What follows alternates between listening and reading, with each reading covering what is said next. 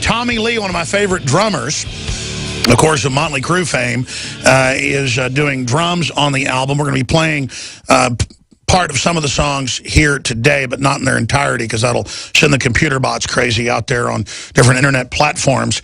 Billy Corgan is our guest, or as I say it in Texas drawl, where we butcher names, Billy Corgan. Billy Corgan. Leanne came here and said, you know, you're friends with him. You ought to pronounce his name right. Billy Corgan.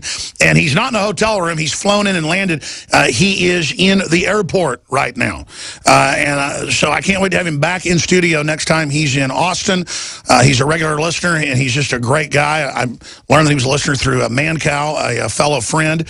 And he's a really smart guy, one of the smartest people I've talked to, not just in music or entertainment, but period. And Billy Corgan has actually taught me quite a bit about perspectives and how to see the world, and has helped me mature some. And I think that's why, out of the blue, for the last decade or so, you see just random hit pieces, even though there's no scandals, no dirt, nothing. That's why you see Anderson Cooper, admittedly of the CIA, attacking him. That's why you see MSNBC saying snippy things, Rolling Stone saying snippy things. It's because he's outside of the system. He didn't play ball with them. He spoke out about the dumbing down of music with MTV and more. And they don't like smart people who have the power of reaching tens of millions who've sold 40 million albums. Just like Dave Mustaine. Their views may differ a little bit, but they agree on fighting tyranny. There's a global government. There's social engineering. Look at the demonization of him. Because if you let one ant stand up, they might all stand up. To quote, is it A Bug's Life? This is what we're talking about here. So he's joining us from the airport. I'll keep him to about 45 after or so he can get on his next plane or get on down the road. He was going to be on with us yesterday, but I had a family emergency had to take care of. Billy Corgan, thank you so much for coming on with us. Oh, thank you, Alex. Always a pleasure to talk to you. You heard my intro there. There's so much to get into. Let's talk about Anderson Cooper first. Not that he even matters, has almost no viewers, dinosaur media. But at the same time, it's so clear that every time you've got an album about to come out, the hit pieces begin because they want to slap you down. Yeah, well, it's pretty strange. I don't know if your listeners know the context of this, but I did a cover for a charity called Pause Chicago. It's a no-kill shelter model. Very proud. I've helped raise, along with my partner in the band, Jeff, about $250,000 for the charity. One of my proudest things that I've ever done is being involved in animal rights issues. And it was about 6 months ago. You know, the image went viral. It's me and my rescue cats on the cover of the magazine. Never in a million years did I think I'd start getting attacked. And out of nowhere, 4 or 5 months later, there I am being made fun of. No context for the fact that it's a charity magazine, basically presented as if I've fallen so far off the celebrity radar that I'm reduced to doing a cat magazine. Then ties it into a kind of a where has he gone? Whatever happened to him kind of thing. Mocking my participation in professional wrestling. No mention of my new album. No mention of my successes. Nothing. As if I was I just disappeared off the celebrity map. Very strange. And I think he's probably been a bit shocked by the reaction because, A, I fought back, which you're not supposed to do. You're supposed to take your licks and just put your tail between your legs because the mighty CNN has spoken. And on top of that, now a lot of animal rights people raised up and started poking him in the eye because, it's something that, that's a demarcation line that should be left alone. People doing charity work. It really is emblematic of the sickness of our culture. And by the way, you don't brag about that a lot, but I've seen it. You help a lot of charities out there, and you were helping save and rescue cats, raising and other, tons of money, and, really working in the community like I know you quietly do in and around Chicago, and then you're a bad guy. No, it's because you are a good guy and are quietly out there working while doing other big things in media that they're scared of you. It's because they know they don't control you, and you know what's going on. Yeah, I think it is very interesting to see these kind of assassins come out of the woodwork. This is probably the most well-received album I've had in about 20 years. And I've been through a lot, in my own way. And, I've shot myself in the foot like any good artist would. But I've seemed to kind of dial it back in. The music business is coming up back around me. And it's amazing because all of a sudden then you're at a target because, you have power. You've amassed power again. It's the kind of power that's very threatening to those systems. They do not want outliers. They love Muppets. They love people who toe the party line. You know, and I think it's look, your audience doesn't need an education on this. They're more aware than any audience in the world how these things work. So we don't have to go on about it. But I mean, I think it's very obvious that here they come. You know, I can the agenda starts to poke out. I just had an interview about a week ago. Guy was asking me about Edward Snowden. here's the line of questioning out of nowhere in the middle of an interview about my new album. Do you believe Edward Snowden was a hero? Yes. Why? Because he did the right thing. Next question. Would you do the same? Okay. I told the guy to go, you know what, himself. I said, am I running for president? I mean, what kind of line of questioning is that? I'm promoting an album. Well, and the reason we raise it, I know my audience is very informed, it's that obviously you can speak here uncensored. They won't be able to filter it as much, and so you can speak directly to it, because this is what happens to myself, to Ron Paul, to countless others that really try to shift the paradigm into really waking up to the larger control system, is they put articles out constantly. Alex Jones, has no audience. Alex Jones wishes he wasn't discredited. Alex Jones is a racist, with no proof, but we know they're doing it because they want to assassinate the messenger. But the good news is they've already assassinated their own credibility, so they're shooting blanks. And I don't think in their arrogance they've figured that out yet, Billy. No, I agree with you, but just to give you a little bit of kind of the context on the other side of it, right after the Anderson Cooper thing kind of went viral, I know you put a story on your site, and I gave a quote for that. When that sort of kind of ticked back up into the mainstream consciousness, I probably did about 10 interviews in the next couple of days. And in 7 of the 10 interviews, I was asked about the Anderson Cooper flap, and 5 of the 7 people who interviewed me had no idea it was for a charity. So that shows you that there is still a little effectiveness, because they're counting on that low information crowd to not go beyond headline. That's it. They are targeting a low information crowd. But again, that crowd of zombies really don't even matter anymore. I mean, I'm sad to say that it's like they're almost not even people. They've decided to just mindlessly buy into this, and this narcissistic, thin, mindless gruel that's being spewed out. But speaking of Anderson Cooper, and then we're going to get into your album that I do think is one of your best in a long time. Speaking of Anderson Cooper, he really is a CIA guy. He really was in the CIA, not just an intern. He really is the grandson of one of the biggest dynasties in the country. What is it, the Astors? So he's a little rich kid, given everything he's got. He's failed. He has some of the worst ratings on CNN.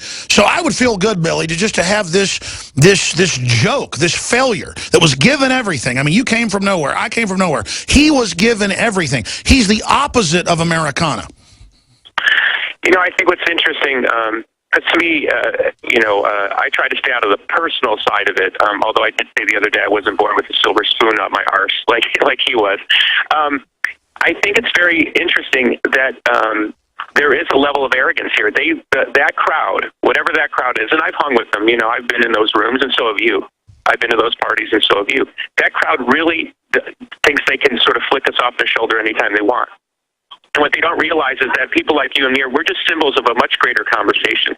They don't understand that a vast part of our country is waking up, is breaking this hypnosis, this grip of hypnosis, and they can't see it. They literally can't see it. They do not think, they literally think they can just double down, triple down on these narratives and these false paradigms, and the public's just going to keep lapping them up.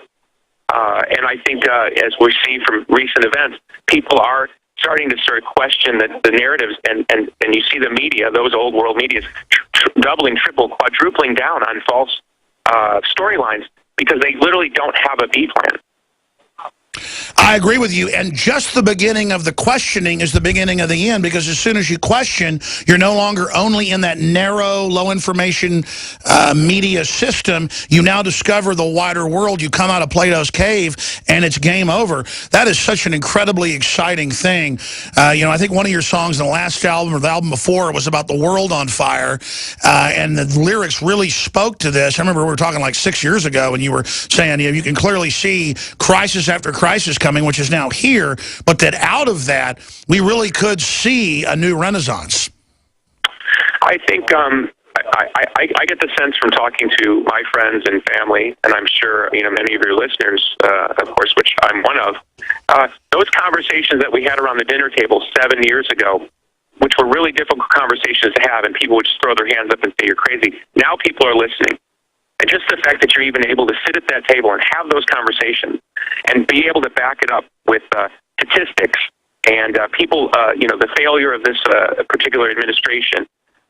The lying that goes on, and the fact that there's this greater divide between the public that's awake and the public that's asleep. I mean, those that are asleep really do must want to be asleep, because, I mean, how could you not be eyes open at this point? That's right. How could you not be eyes open at this point? And his mother was a Vanderbilt, the heir of the entire Vanderbilt fortune, not a Astor, but it doesn't matter, they're interrelated. And again, nothing wrong with being the last male heir of one of the biggest robber baron, horrible dynasties. It's just, give us a break, Anderson Cooper, because I don't even get into fighting with these personalities, but at the same time, I think it's important to not just respond and say, hey, I'm helping a cat charity, leave me alone. Don't try to make me, look like a has-been when I'm not. Everybody knows that you've been popular all along, and you've had big resurgences. I mean, it's just a joke. I mean, you've sold 40 million albums. Anderson Cooper is on a failed network that's converting to cooking shows, so I'm not being nasty. It's just they are dancing on their own graves when you are just having the courage to express what's already there. And as you said, we're like little tips of icebergs sticking up, or little focal points, as Ron Paul always says. I mean, we're nothing. We are just like everybody else that is trying to find out what the hell is really going on. I can't disagree with you, and I think there's a democratization there in the way that we're all communicating. And thank God for people like you for building these new systems by which we're sharing information. And we're building up our own networks of communication. I mean, basically, I would argue we're past the tipping point, and now it's just how is this all going to play out? And as you've been predicting for I don't know how many years, now we're seeing the rolling out of this next wave of control and propaganda. But the fact of the matter is that everyone's so prepared and has been sort of mentally prepared for what's coming. I just want to point out one small thing, because I think it's important in the context of the conversation we're having. When President Obama was elected, that night I went on stage and I knew I was already listening to you. I was kind of like half awake, let's put it. And I went on stage and I said, let's hope this is a sign that things are going to go in the right direction. And you actually ran a piece, and we didn't know each other then. You did a piece kind of mocking me for being another celebrity sort of drinking the Kool-Aid. And I was thinking back to that time. I wasn't offended by the piece. I thought it was kind of funny. But I remember thinking back to the time where I was in my own kind of awakening. And, we have to remember, those of us that are awake, there are so many people they're in that horrible moment of like, wow, if this stuff is true, what do I do? And we see that more and more now. You see people waking up, and it's really shocking to them that they've been given a lie sort of all along. And as you sit in bars and around coffee houses and talk to people about what's really going on, you can see that it's not so much that they don't know that something's happening; they just don't know what to do about it. So we have to continue to prepare the way. And this is not some begging appeal, to be supported as an artist. But what I would say to everybody is the artists in many ways are some of the most dangerous people in the world, because we have that street credibility to go out and sing some gospel. And that's what makes me dangerous, is once my career starts rolling in the right direction again, well, here I come, because, well, how is it possible? I mean, they've tried to kill me how many times? The Anderson Cooper is just a small example, getting kicked in the shin. And so it really helps, and I'm not begging for my own self, but please support artists, support free voices, support people like Alex to keep speaking out to. And it does require material support. Like, I'm a supporter of what you're doing with InfoWars Life, right? Is that what it's called? Absolutely. Billy, I want to shift gears and talk about this more deeply because, and I use this analogy too much, I apologize, but it's so accurate, I use it. 20 years ago, you couldn't find organic food anywhere. It was very expensive if you could because there was no market. As people began to demand it, it grew the market, prices went down. It's now displacing all the garbage. It's displacing the high fructose corn syrup. They're taking it out of Hershey's. We're taking it out of Heinz. Now look, there's still some fake organic, there's still problems. The point is, we demanded quality, the market changed. And exactly, if people go out and support independent artists that are speaking out against tyranny, that's great music as well, and buy your album at smashingpumpkinsnexus.com, and then play it for friends, and then ask that it be played on the radio, or share it with their friends, that's how you bring the system down. You've got to go further and